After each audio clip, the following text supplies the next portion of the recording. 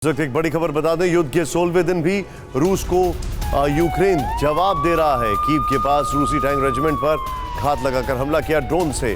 ब्रोवरी इलाके में यूक्रेन के हमले का विध्वंसक वीडियो सामने आया है। यूक्रेनी हमले में कीव पर कब्जा करने वाले रूसी रेजिमेंट को बड़ा नुकसान पहुंचा है। रूसी अधिकारी का ऑडियो ट्रेस हुआ है और रेजिमेंट के कमांडर की मौत हुई है। मैं सीधे चलूंगा, अभिषेक उपाध्याय इस वक्त हमारे साथ हैं। अभिषेक, बहुत बहुत शुक्रिया इस वक्त हमारे साथ जुड़ने के लिए आपका।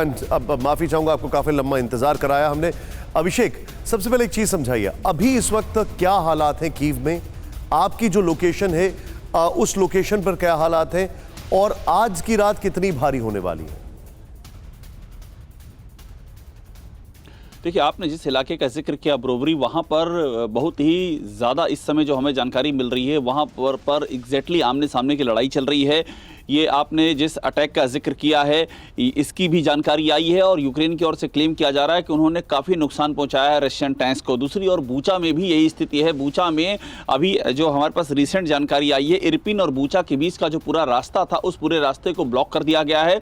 जगह जगह वहाँ पर यूक्रेन की आर्मी ने पूरा मोर्चा संभाल लिया और ये वही रूट था जिस रूट से सिविलियंस को निकाला जा रहा था। आप ये मान लीजिए कि लगभग बूचा शहर खाली हो गया है, जिसके बाद ये पोजिशनिंग की गई है। तो अभी ब्रोवरी एक जो जगह आपने बताई, दूसरा ये बूचा, यहाँ पर दोनों जगहों पर रूसी फौज के साथ में लड़ाई चल रही है और लड़ाई बहुत ही क्लोज हो चुकी है कीव से।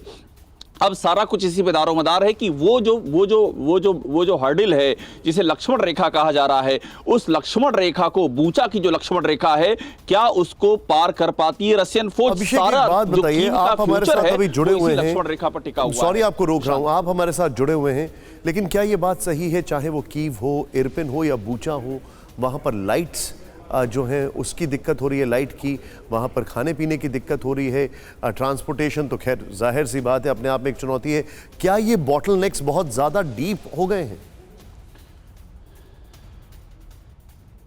बिल्कुल ठीक कह रहे हैं आप। देखिए, बूचा की स्थिति ये है कि बूचा में ना हीटिंग है, ना वहाँ पर गैस है, ना वहाँ पर पानी है, ना इलेक्ट्रिसिटी है, खाना भी ख़त्म है। जो बूचा से लोग निकल रहे हैं वो इसी की कहानी बयां कर रहे हैं।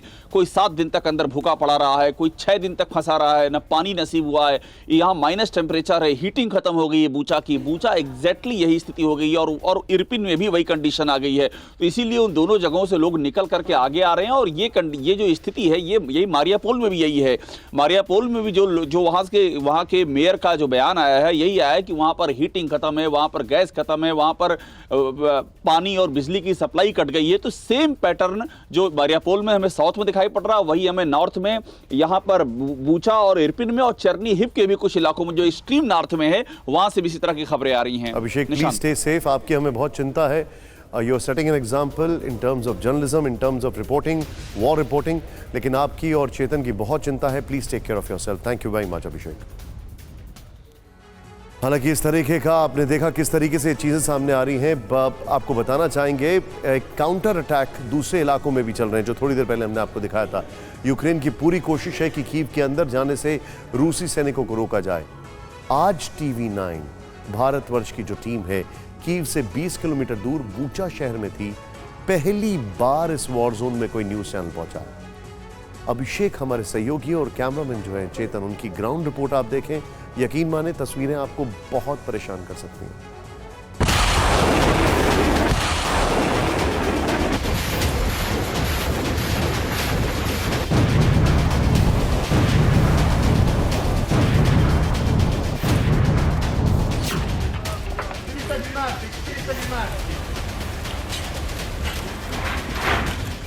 जहां जगह जगह बारूद बिछा हो, किसी भी वक्त रॉकेट से हमला हो जाए, ऐसे वॉर जोन में हमारे संवाददाता अभिषेक उपाध्याय लगातार डटे हुए हैं। और आज जब वो रिपोर्ट दे रहे थे तो ऐसा ही एक रॉकेट हमला हो गया। अभिषेक पीछे मुड़े तो देखा उनसे चंद मीटर की दूरी पर आसमान से आग बरस रही थी। जिस शहर से रूसी सेना कीव पर आगे बढ़ रही है, उसी बूचा में पहली बार कोई न्यूज चैनल पहुंचा। आज अभिषेक उपाध्याय और कैमरा पर्सन चेतन मौजूद थे। TV9 के कैमरे ने जो देखा उन्हें शब्दों में बयां करना मुश्किल है। एक हंसता खेलता शहर रूस के बारूदी हमले में जमींदोज हो गया। हर जगह सिर्फ विध्वंस के निशान थे। किस तरह से यहाँ पर रिहायशी इमारतों में अटैक किया गया है, ये देखिए, पूरी ये जो इमारत है ये ध्वस्त हो गई है। इस पर मिसाइल अटैक हुआ है। टारगेट करके मिसाइलें यहाँ पर दागी जा रही हैं और देखिए पूरे परखच्चे उड़ गए हैं इस अटैक से। और ये तब हो रहा है जब सीज़ फायर की बात कही जा रही है, ह्यूमैनिटेरियन कॉरिडोर की बात कही जा रही है, उस समय ये अटैक हो रहा है। इसमें जो भी रहा होगा उसमें से कितने बचे होंगे इस बात की कोई गारंटी नहीं है। और देखिए अभी भी आवाज़ें आ रही हैं, अभी भी एक्सप्लोजन की आवाज़ें आ रही हैं, अभी भी ये अटैक जारी हैं जिस समय हम ये कवरेज कर रहे हैं। और इंटेंसिटी अटैक की ऐसी है कि एक बिल्डिंग पर अटैक होता है तो आसपास की 2-3 बिल्डिंग धराशायी हो जाती हैं। और ये ऐसी ही तस्वीर चेतन नज़दीक से आएगा, देखिए आपको यहाँ से दिखाते हैं हम आपको, ये देखिए पूरा हिस्सा उड़ गया है। और देखिए सामने की ओर से जो आपको ये धुएं के बादल उड़ता हुआ दिखाई दे रहा है। राइट नाउ अटैक चल रहे हैं, अभी भी धमाकों की आवाज़ें आ रही हैं। लेकिन तबाही सिर्फ इतनी नहीं, ये वही बूचा है जहां रूस ने अपने सुखोई 35 से एयर स्ट्राइक की थी। युद्ध के 10वें दिन फिर एक बार फाइटर जेट को लगाया था। शहर का ऐसा कोई कोना नहीं जहां बमबारी और तबाही नहीं थी। अभिषेक जब रास्ते में आगे बढ़े तो उन्हें कारों का कब्रिस्तान दिखाई दिया। बूचा में किस कदर गोलीबारी चल रही है, देखिए ये आपको हमें कार दिखा रहे हैं जिस पर पूरी तरह से गोलियों के निशान छपे हुए हैं। इस तरह से यहाँ पर फायरिंग हो रही है, कारों के शीशे चकनाचूर हो गए हैं, जितनी भी गाड़ियाँ खड़ी हैं देखिए सब के सब यहाँ पर डैमेज पड़ी हुई हैं। इधर भी आपको सारी मैं गाड़ियों की तस्वीर दिखा रहा हूँ, सब की सब पर या तो फायरिंग के निशान हैं, शीशे टूटे हुए हैं, आसपास एक्सप्लोजन हुए हैं, धमाकों के निशान हैं, इधर गाड़ियाँ जल गई हैं, इधर विस्फोट हुआ है। यहाँ से बाईं तरफ ही रसिया की फ़ौजें हैं जो जानकारी मिल रही है।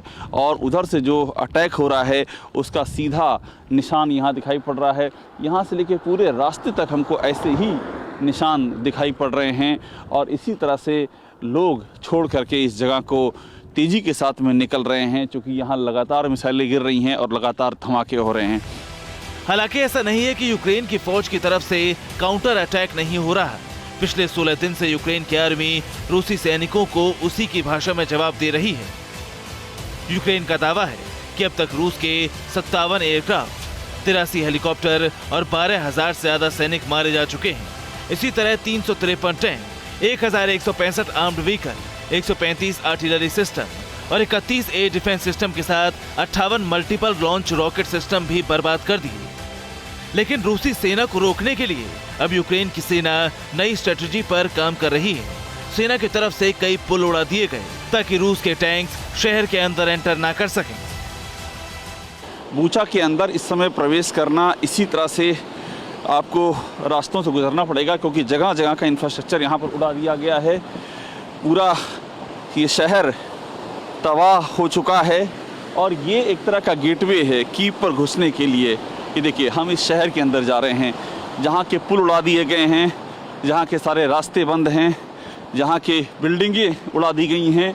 और हम इस समय देखिए इस पुल के नीचे से हम गुजर रहे हैं और लोग अभी भी यहाँ से जा रहे हैं। गोइंग लिविंग कीव, दादा कीव ये बता रही हैं दादा, हाँ मैं जा रही हूँ, ये कीव की ओर जा रही हैं, ये लोग कीव की ओर जा रहे हैं। और इस पुल के नीचे से हम इसके अंदर प्रवेश कर रहे हैं, क्योंकि और कोई ज़रिया नहीं है अंदर घुसने का। एक एक कदम एक उम्र के बराबर है, एक युग के बराबर है। तकलीफ़ों का पहाड़ इनके सामने है, लेकिन ज़िंदगी बचानी है तो यहाँ से निकलना है। इन बूढ़ी आँखों ने पूरा उम्र यहाँ जीवन यहाँ पर देखा है, खुशियाँ देखी हैं, उत्साह देखा है, मंगल गान देखे हैं। आज ये आँखें शोक का सागर बन चुकी हैं। लेकिन वो कहते हैं ना, जब शहर बर्बाद होता है, युद्ध होता है, तो इंसान दर बदर हो जाता है। ना कोई उसे पूछने वाला, ना मदद करने वाला। जवान तो फिर भी अपनी देखभाल कर लेते हैं, लेकिन जो बुजुर्ग हैं, दूसरे के सहारे हैं, वो कहाँ जाएं, किससे फरियाद करें। इस तकलीफ का कोई छोर नहीं है, इसका कोई नाम नहीं है। ये बूचा शहर में जो अटैक हो रहे हैं उसकी ये तस्वीर है। इनको निकालना इस उम्र में इस तरह से इसलिए पड़ रहा है क्योंकि और कोई चारा नहीं है। किसी भी वक्त यहाँ पर धमाके में जान जा सकती है।